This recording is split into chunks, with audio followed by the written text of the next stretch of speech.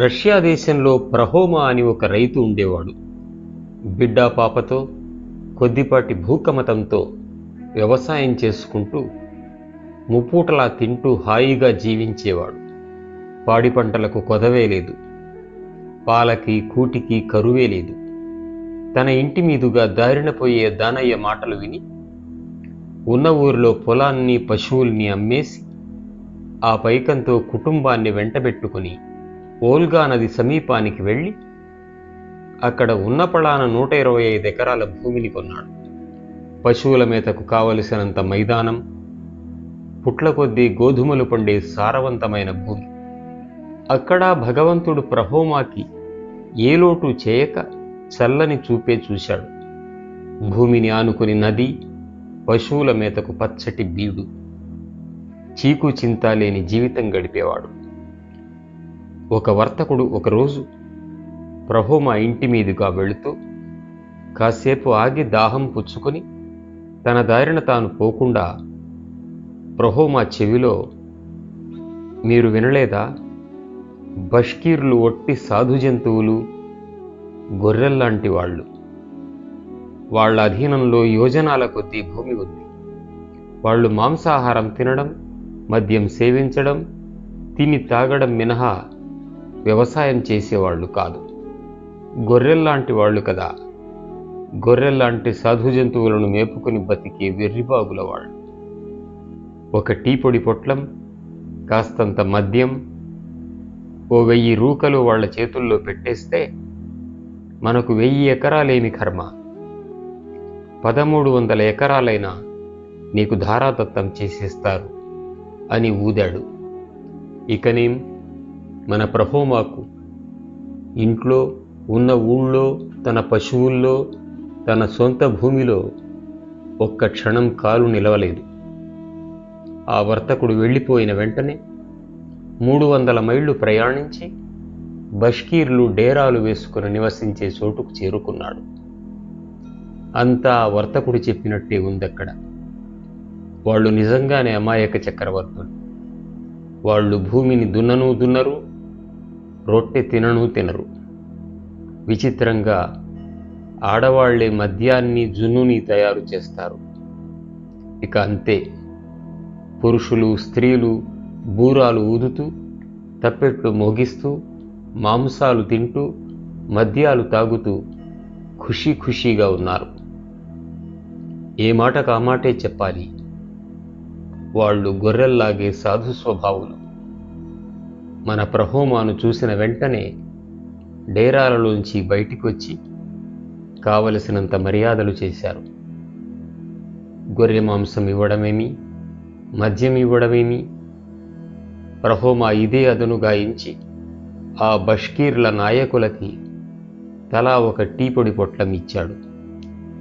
ఆ కాసింత కానుక్కే బష్కీర్లు ఉబ్బి తబ్బిబ్బైపోయి ఆ నాయకుల్లో ఒకడు, నువ్వు మాకు విలువైన కానుక ఇచ్చావు కదా, తక్షణం చెప్పు, మాకున్న ఈ గొర్రెలు, ఈ గుర్రాలు, ఈ భూములు, వీటిలో వేటి మీద నీకు మోజెక్కువో చెప్పు, వాటిని నీకు కానుకగా ఇస్తాం అని అన్నాడు.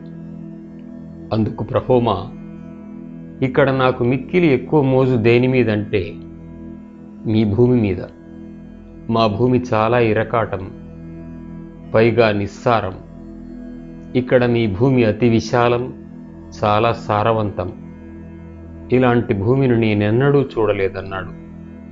ప్రహోమా మాటల్లో ఏమి ధ్వనించిందో గాని ఆ నాయకుడు పడిపడి నవ్వసాగాడు.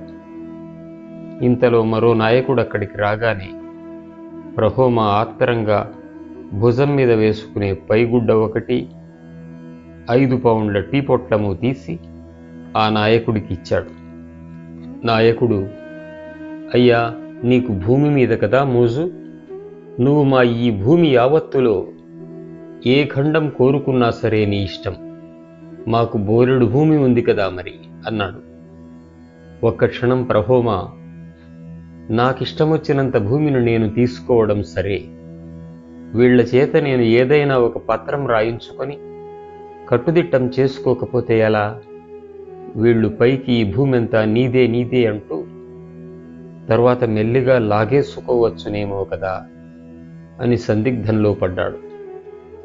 ఈ మనసులోని మాటనే ఆ నాయకుడితో, మీ దయకు కృతజ్ఞతలు, మీకు బోలెడంత భూమి ఉంది, నేను కోరింది స్వల్పం, అందుకని ఆ కాస్త భూమిని కాస్త కొలిచి పకడ్బందీగా రాతకోతల్లో నాకు అప్పగించడం కుదురుతుందా? మీరైతే సజ్జనులే, కానీ చావు బతుకులు దైవాధీనం కదా, మీ పుత్ర సంతానం దాన్ని మళ్లీ లాగేసుకోవచ్చు కదా అని అన్నాడు. దీనికి నాయకుడు, ప్రహోమాకి సంతుష్టి కలిగేలా, దానికేం భాగ్యం, 3 నిమిషాల్లో పట్నానికి వెళ్ళి పత్రం గిత్రం రాయించి సశాస్త్రీయంగా రాజముద్ర కూడా వేయిస్తాం అన్నాడు. ప్రహోమా నంగిగా, మరి ధర అది మాట్లాడేసుకుందామా అని అడిగాడు. నాయకుడు, మేం చెప్పే ధర ఎప్పుడూ ఒక్కటే, పగటికి 1000 రూకలు అన్నాడు. ప్రహోమాకి అది బోధపడలేదు. బోధపడక, పగటికి ఎన్ని ఎకరాలంటయ్యా బాబు అని అడిగాడు.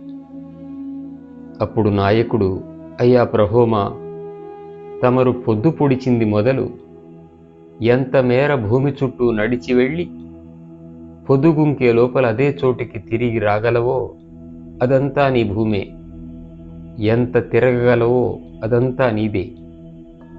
ప్రహోమా బెంబేలెత్తిపోయి, అయ్యా మహాప్రభో, ఒక పగలులో ఎంత భూమి చుట్టి రాగలమో అదంతా నా సొంతమైపోతుందంటారా అని ఆశ్చర్యపోయాడు. నాయకుడు పక్కున నవ్వి, అదంతా అచ్చంగా నీదే అవుతుంది మిత్రమా, కానీ ఒక షరతు, నువ్వు ఆ పగలు ముగియకుండా సూర్యోదయాన ఎక్కడ బయలుదేరావో సూర్యాస్తమయానికంతా అక్కడికి తిరిగి రాలేకపోయావా, నీ సొమ్ము పోయిందన్నమాటే అన్నాడు. కథ మొదలైంది. సూర్యోదయాన ప్రహోమా ఒక పార చేతబట్టి అతను తిరిగే సరిహద్దుల్ని గుర్తించడానికి వీలుగా అక్కడక్కడ పారతో తవ్విపోస్తూ భూప్రదక్షిణ మొదలెట్టాడు. ప్రహోమా ఆనందానికి అంతులేదు. అడుగులు వడివడిగా పడుతున్నాయి. ఒంటి మీద కోటు నడకకు అడ్డమన్నట్టు భుజం మీద వేసుకుని అదే పనిగా నడవసాగాడు. ఎండవేడిమి తీవ్రమైంది. అతడు సూర్యుడికేసి చూసి, అమ్మో, ఇప్పుడే మనం చద్దన్నం తినేసి కాస్త విశ్రాంతి తీసుకోకూడదు, మరో 3 మైళ్ళు వెళ్ళాక గాని ఎడమకు తిరగకూడదు అనుకుని నడుస్తూనే ఉన్నాడు. నడిచే కొద్దీ కనబడుతున్న భూమంతా మహాసారవంతంగా ఉంది. అమ్మో, ఇంత సారవంతమైన భూమి వదులుకోవడం బుద్ధి తక్కువ, ఒక్క పగలు కష్టపడితే జీవితాంతం సుఖపడిపోవచ్చు అని తెగ నడిచాడు. ఒక దశలో ప్రహోమా, అమ్మో, నేను ఒళ్ళు తెలియకుండా చాలా దూరం వచ్చేసినట్టున్నాను, ఇంకా వెనక్కు తిరక్కపోతే సూర్యాస్తమయానికంతా బయలుదేరిన చోటికి తిరిగి చేరుకోలేనేమో అని గాభరా పడ్డాడు. ఎండ ప్రచండంగా ఉంది. ప్రహోమా అలసిపోయాడు. కొంచెం రొట్టె తిని కాసిన నీళ్లు తాగాడు. కానీ కాసేపైనా విశ్రాంతి తీసుకోలేకపోయాడు. పడుకుంటే నిద్ర వచ్చి కాలహరణమైపోతుందని అతడి భీతి. నిద్ర కళ్ళు పడుతున్న అడుగులు ముందుకే పడనిచ్చాడు. ఇక ఎడమకి మళ్ళాలని సిద్ధపడుతుండగా అతడికి తడిగా ఉన్న సుక్షేత్రమైన పల్లపు భూమి కనిపించింది. అమ్మో, ఇక్కడ జనపనార బ్రహ్మాండంగా పండుతుంది, దీన్ని వదులుకోవడం బుద్ధి తక్కువ అని దాని చుట్టూ ప్రదక్షిణం ప్రారంభించాడు. సూర్యుడు ఒకరి కోసం ఆగేవాడు కాదు కదా. పొద్దు పడమటి గుట్టవైపు పరుగులు తీస్తుంటే మన ప్రహోమా ప్రయాణం మొదలెట్టిన చోటికి పరుగులు పెడుతున్నాడు. సూర్యుడు గుట్ట అంచు మీదికి చేరుకున్నాడు. బష్కీర్లు ప్రహోమాని తొందరగా బయలుదేరిన చోటికి చేరుకోమని కేకలు పెడుతున్నారు.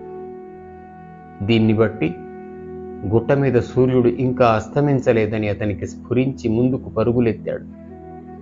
బష్కీర్ల నాయకుడు కూడా, భలే భలే, చాలా గట్టివాడు, చాలా భూమి సంపాదించేశాడు అని అంటున్నాడో లేదో, ప్రహోమా బయలుదేరిన స్థలాన్ని చేరి నెత్తురు కక్కుకుంటూ పడిపోయాడు. ప్రహోమా వెంటబెట్టుకుని వచ్చిన నౌకరు అతన్ని లేవదీయబోయాడు. ఏమి ఫలం? అప్పటికే ప్రహోమా మరణించాడు. బష్కీరులు తమ జాలి వెల్లడించారు. ప్రహోమా నౌకరు ప్రహోమా చేతనున్న పారను తీసుకుని గొయ్యి తవ్వి ప్రహోమాను పూడ్చిపెడితే సరిగ్గా ప్రహోమాకి 6 అడుగుల నేలే కావలసి వచ్చింది.